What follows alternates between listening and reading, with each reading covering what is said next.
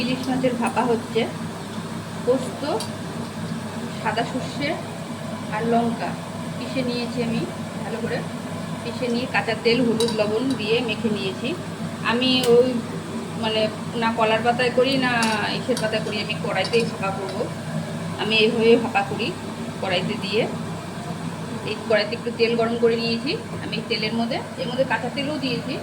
এবার ছেড়ে দেবো, তেলটা গরম হলেই ছাড়বো।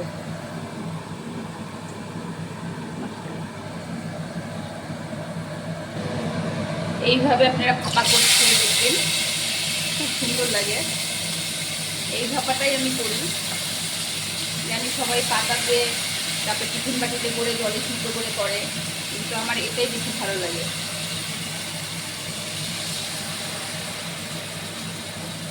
এবার একটু জল দিয়ে এবার এটাকে ঢেকে দিব, সিদ্ধ হবে মাছটা।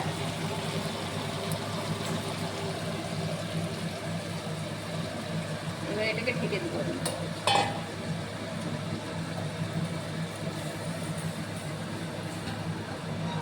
নামানোর সময় কাঁচা তেল দিব আর একটু দিয়ে নামাবো। থাকুন, দেখতে থাকুন। আমার হয়ে এসছে, আরেকটু হবে, আর 2 মিনিট লাগবে। একটু আরেকটু শুকলেই আমি নামিয়ে দেবো। দেখুন আমার ইলিশ ভাপা আমি এইভাবে করি। আমি জানি সবাই অন্য অন্য রকম করে, বাটিতে কেউ করে, পাতাতে করে। এরকম করে বানিয়ে খেয়ে দেখবেন, খুব সুন্দর লাগবে। দেখুন এটা আমার হয়ে গেছে, এবার নামিয়ে দেবো। আমি বেশি করলাম না, রস বের করলাম না, কেন আর রান্না আছে।